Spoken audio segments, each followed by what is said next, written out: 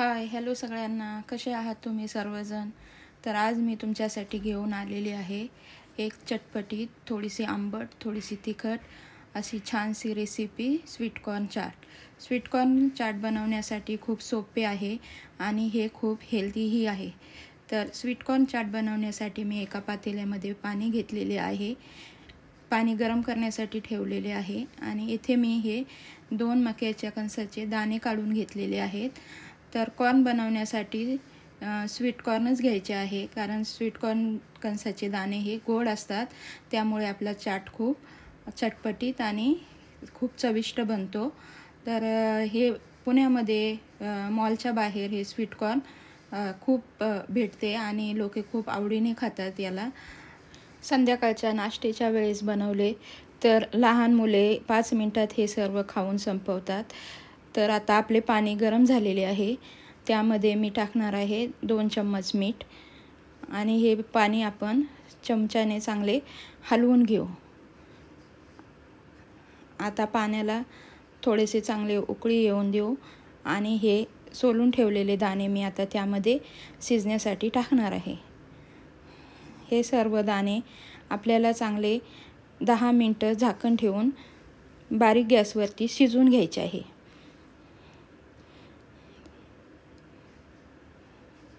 तुम्ही पाहू शकता आपले दाणे आता चांगले उकळलेले आहेत आणि त्याचा कलरही थोडासा डार्क झालेला आहे.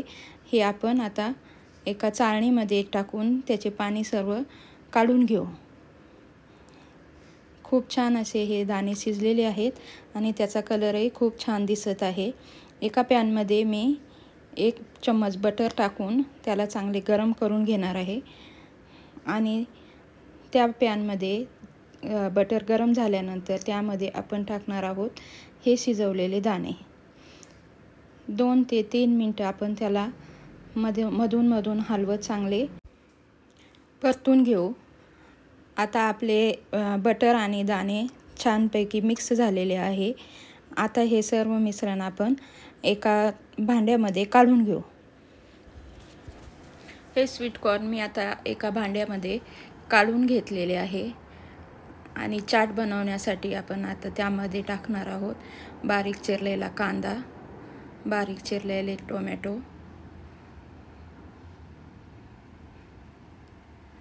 बारीक चिरलेली काकडी,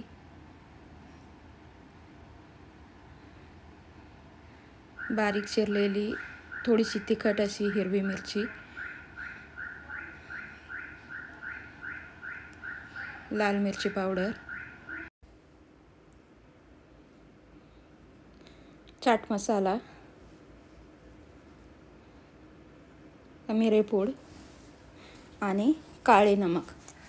आपण सुरुवातीला पांढरे नमक टाकले होते, आता ह्याच्यासाठी काळे नमक टाकलेले आहे. काळे नमक आणि चाट मसाल्याने आपल्या चाटला खूप छान अशी टेस्ट येते. हे सर्व मिश्रण मी आता चांगले मिक्स करून घेतलेले आहे. आता आपण त्यामध्ये टाकणार आहोत अर्धी लिंबू तुम्ही तुमच्या आवडीनुसार टाकू शकता. तुम्ही जास्त आंबट खात नसाल तर थोडेसे कमीच टाकायचे आहे. त्यानंतर मी टाकलेले आहे भरपूर सारी बारीक चिरलेली कोथिंबीर. हे सर्व आपण चांगले मिक्स करून घेणार आहोत.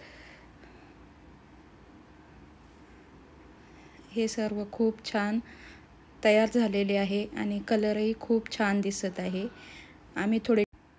आम्हाला आंबट थोडे जास्त आवडते, म्हणून त्यामध्ये आम्ही आणखी अर्धी लिंबू पिळलेले आहे. आता आपले स्वीटकॉर्न खाण्यासाठी तयार झालेले आहे.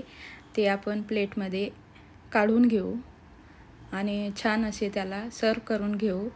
तर तुम्हाला आमची ही स्वीटकॉर्नची रेसिपी कशी वाटली ते नक्की सांगा आणि तुमच्या घरी तुम्ही नक्की ट्रायल करून पहा. जर लहान मुलांसाठी बनवायची असेल तर त्यामध्ये मिरचीचे प्रमाण थोडेसे कमी करा आणि ही रेसिपी तुम्हाला कशी वाटली ते कमेंट करून नक्की सांगा. धन्यवाद.